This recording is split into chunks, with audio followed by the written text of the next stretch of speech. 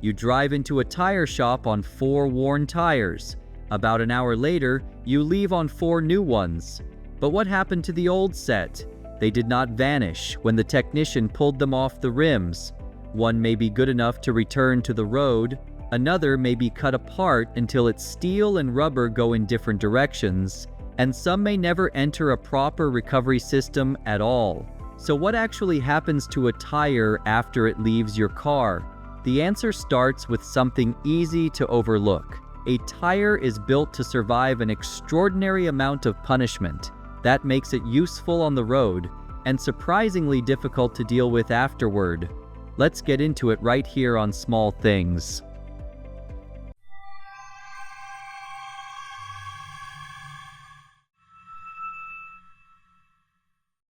A tire is designed not to die. From the outside, a tire looks simple, a thick ring of black rubber wrapped around a wheel. Inside, it is a layered structure. Rubber compounds are bonded to steel belts, reinforcing fibers, and other materials that help the tire carry weight, grip pavement, absorb impacts, flex constantly, and survive heat, water, and repeated deformation. That durability took time to develop. Natural rubber had been used for centuries, but it changed shape too easily with temperature to handle many demanding industrial jobs. In 1839, Charles Goodyear's vulcanization process made rubber stronger, more stable, and more resistant to heat and deformation. As bicycles and automobiles spread, tire makers kept adding stronger compounds, fabric reinforcement, and eventually steel. By the 20th century, tires had become far tougher than their early ancestors. Cars were heavier, speeds were higher, and the tire had to survive longer under harsher conditions. That success created a waste problem. Engineers spent generations making tires difficult to wear out, tear apart, or destroy. Once the tread is gone, those same qualities become a problem for anyone trying to dispose of them. This is why worn tires cannot always be treated like ordinary trash. Collection, retreading, recycling, and energy recovery systems, developed because simply piling them up, was never going to be a good long-term answer. But worn out does not always mean finished. Before a tire is destroyed, there is one more question to ask. Does the tire really need to die yet? Once a technician removes a worn tire from the wheel, it is usually collected by a tire hauler or recycling company. From there, some tires go straight toward processing. Others are inspected first. The tread is the part most drivers notice because it is the part that visibly disappears with use. But beneath it sits the casing, the main structural body of the tire. If that casing is still in good condition, the tire may have another life ahead of it. This is especially common with commercial truck tires. At a retreading facility, the worn tread is removed, the casing is prepared, and a new tread is applied to the existing structure. Instead of manufacturing an entirely new tire, the strongest and most complicated part is reused. That can save both material and energy. It also reveals something easy to miss when looking at an old tire. A bald tread tells you that the road surface is worn out. It does not automatically tell you that everything underneath it is useless too. Retreading is much more common with commercial truck tires than with ordinary passenger car tires. Most worn passenger tires continue into recycling or energy recovery streams. And once the casing can no longer go back to work, the tire finally reaches the stage it was never designed for, being torn apart. How do you destroy something built to survive? At a tire recycling facility, the process begins with brute force. Whole tires are fed into industrial shredders powerful enough to cut through rubber, steel, and reinforcing fibers. On the road, those layers were supposed to stay locked together. In the plant, the entire job is to separate them. The first pass tears the tire into large chunks. Those pieces can then move through additional shredding stages, becoming smaller and easier to sort. Eventually, one of the simplest tools in the process becomes surprisingly useful: magnets. Modern tires contain steel reinforcement. Once the material has been cut small enough, magnetic separators can pull much of that steel away from the rubber. The recovered metal can then move into ordinary metal recycling streams rather than remaining trapped inside the tire. The rubber keeps moving. Depending on where it is headed next, it may be processed into larger chips, smaller granules, or fine rubber powder. Different end uses require different sizes, so the recycling line is not just destroying the tire, it is preparing the material for whatever comes next. By this point, the object that entered the facility is almost unrecognizable. The circular shape is gone. The steel and rubber are no longer working together.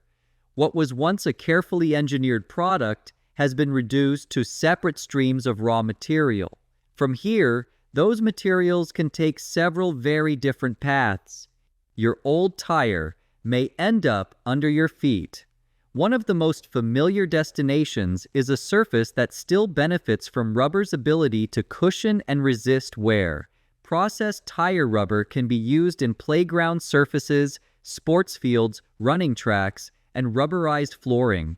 In those places, it no longer has to survive highway speeds or carry a vehicle, but the same resilience that once helped it absorb bumps on the road can still be useful under people's feet. The rubber can also move into larger engineering projects. In some road applications, processed tire material is blended into asphalt to create rubber-modified pavement. The exact mix varies by project, but the basic idea is straightforward. Material that once formed part of a tire becomes one ingredient in a new road surface. That creates one of the strangest loops in the tire's journey. A tire that spent its first life rolling over a road can eventually become part of a road itself. Other tire-derived material may be used in construction, drainage systems, erosion control projects, or as engineering fill. It can also become mats, barriers, flooring, and other rubber-based products. Not every recycling facility produces every one of these materials. Some are set up to make coarse chips. Others produce smaller granules or fine powder, depending on the markets they serve. That means two tires removed from cars on the same day may end up in completely different places, even if both enter a recycling system. But there is another route where nobody tries to turn the rubber into a new product at all. When a tire becomes fuel, tires are not only made from useful materials, they also contain stored chemical energy. Because much of a tire is made from carbon-based material, shredded tires can be used as a fuel source in certain industrial settings. In this form, they are often called tire-derived fuel, or TDF. Specially designed industrial furnaces and cement kilns can use that fuel to generate some of the heat needed for manufacturing. That does not mean old tires can simply be burned wherever convenient. A modern tire is a complicated mixture of rubber, steel, fibers, and other ingredients. Uncontrolled burning can create thick smoke and release pollutants. Facilities that use tire-derived fuel therefore rely on equipment and emission control systems designed to manage the combustion process. Material recycling and energy recovery are two different outcomes. In a playground surface or a road, the rubber remains part of a physical product. With TDF, the tire's remaining value is recovered as heat instead. Neither path can happen unless the tire reaches the right facility in the first place, and that is where the story can take a much worse turn. What if nobody collects it? Not every old tire reaches a retreading shop, recycling plant, or industrial furnace. Some simply go nowhere. They are dumped illegally, abandoned on unused land, or stacked in large stockpiles where they may remain for years.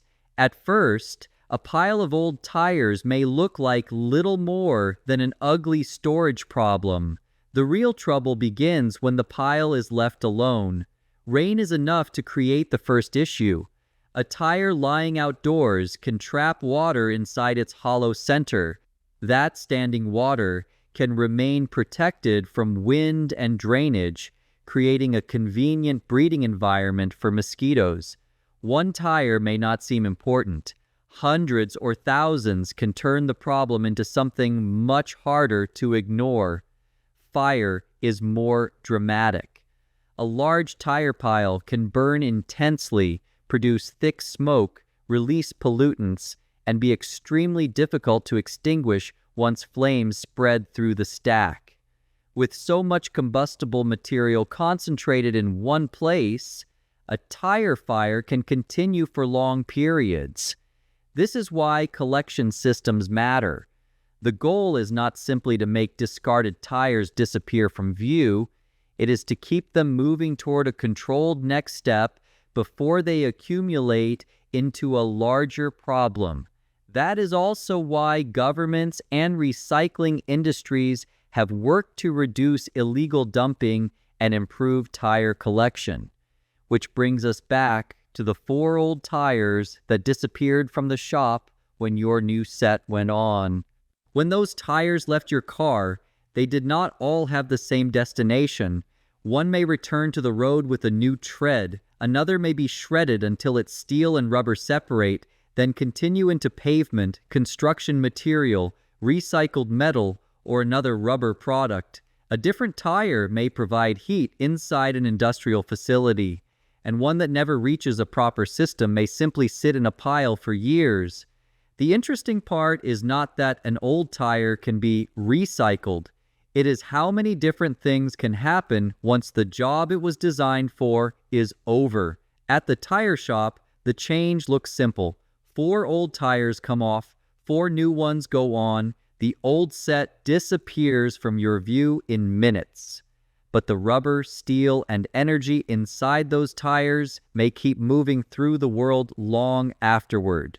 So the next time you replace a set, remember, the tire may be finished with your car, but its materials may be nowhere near finished. Subscribe to SST for more stories hidden inside the ordinary things around us.